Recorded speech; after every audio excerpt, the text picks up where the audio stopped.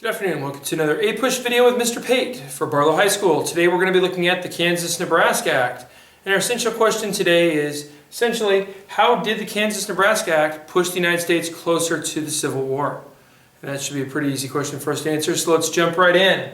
Our first topic today is talking about Stephen Douglas. Stephen Douglas was a rising star politician. He's from Illinois, which is right over here. And of course, later on, he's soon going to have the Lincoln-Douglas debates, and he'll be kind of a political rival of Lincoln's for quite a while. But Stephen Douglas was a rising star. He was kind of a junior partner in the Compromise of 1850, and he was seen as one of the lead candidates for the future to become a president from the Democratic Party. Now, one thing that's important to keep in mind for later in our discussion is you had Democrats in the North, in large northeastern cities, for instance. They had a Catholic population, immigrant population in major cities in the North. And you also had Southern Democrats, but they're divided on slavery. And you had Northern Whigs and Southern Whigs. And they appealed to more Protestants in the North, and they wanted to have the American system. So you see some different priorities and different demographic groups. At this time, the Democratic Party has not split, but they will in 1860. The Whigs have already split and kind of fractured. So by the time Kansas Nebraska Act arrives, basically that's the end of the Whigs. The Whigs, they're going to split over the slavery issue now. And so what you see having happened is that now that they cannot agree and the Whigs have dissolved, Stephen Douglas looks like a primetime candidate to possibly be president for the future. He's a Northern Democrat with this big future, a very promising future. He's going to come up with this idea to have the Transcontinental Railroad, and where will it go? Now, the Transcontinental Railroad, we're talking about, if you look at the map, that essentially, remember the Gadsden Purchase, they bought land so they could have a southern route to go to California and connect the Pacific Coast by train.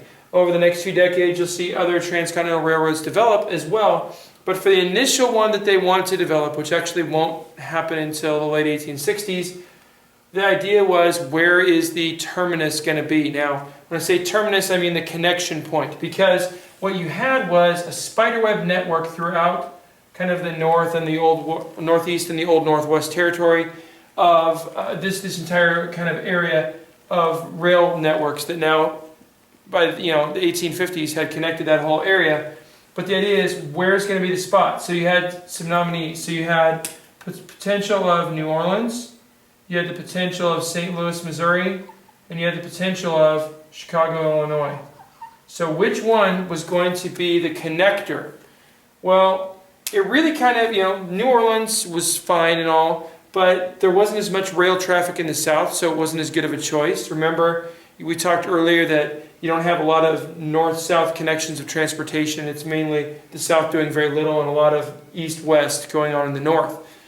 So New Orleans is kind of out. So it becomes a battle of St. Louis and Chicago. So we don't have New Orleans going on anymore. But with Chicago and St. Louis, they basically are wanting to have this. And, it will be a huge boon to whoever gets it. Keep in mind, we talked on a previous chapter, we were talking about early industrialization, about the Erie Canal, that it really propelled all the financial centers to setting up in New York. It was the great connector to the Old Northwest and the Great Lakes region, to the Atlantic. New York City becomes the great lead city, the largest city, the most powerful city in the United States. So they knew that there were some big stakes to this. Well, essentially what's going to happen is you have three stages that happen with territory. And we had territory that was not divided up here. It was all one big area. But essentially, it was unorganized territory. It's just part of the United States. It's Louisiana purchased territory from long ago. It's not been organized. So the next step that has to happen is this territory has to be organized. And so if you split it up, they'll survey it, and they start developing it as an organized territory that could attain statehood as a last step later on after it gets enough population. Well, what's going to happen is the Southerners are going to oppose dividing it up and organizing it and surveying it, because they know that if it's in Chicago, it's going to run through Kansas and Nebraska territory. So they opposed Douglas's idea of Chicago and of organizing this territory into Kansas, Nebraska. At this point, it's not. So there is this idea, we've already talked about it a little bit, popular sovereignty, introduced by Lewis Cass. It seemed democratic, so why is it opposed? Because you're talking about 3630 line, and land that below it could be open to slavery, but land above it was not open to slavery. So if that was going to be the case, you have this new issue that develops.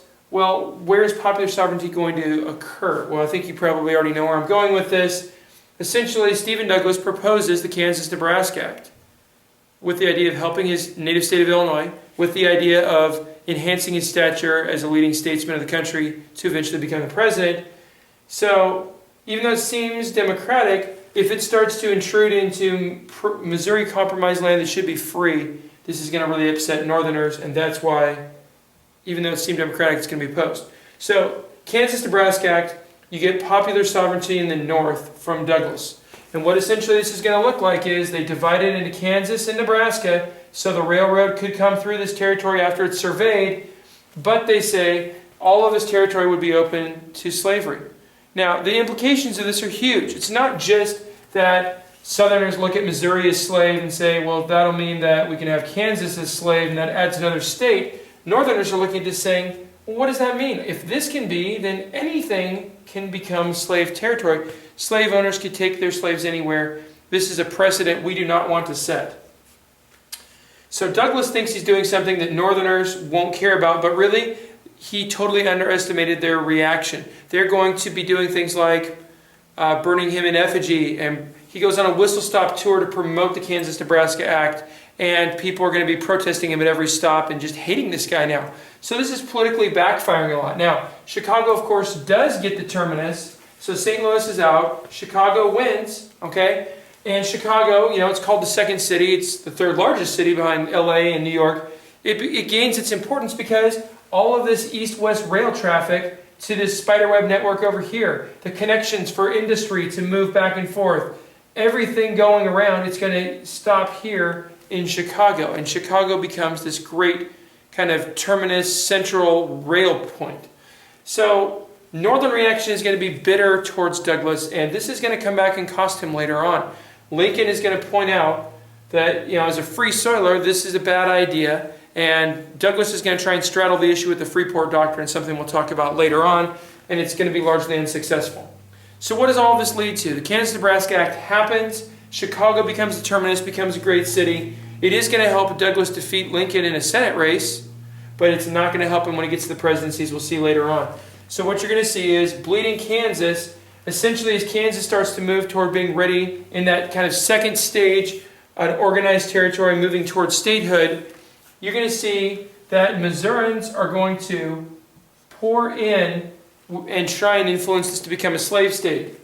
Iowans are going to pour in and try and influence it to become a free state. You're going to have two separate capitals get set up, a free capital, a slave capital. There's guerrilla warfare and attacks going on all the time.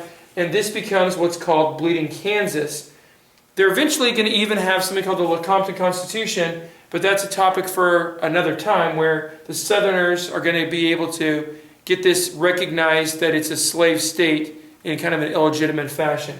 So the Kansas-Nebraska Act definitely lurches the United States further along this path toward civil war occurring, because it's continuing. I mean, it upsets the whole balance of the Compromise of 1850 in some ways, and also certainly the Missouri Compromise of 1820. It totally is invalidating that by allowing the possibility of popular sovereignty up north. That's all the time we've got for today. Stay classy, San Barlow.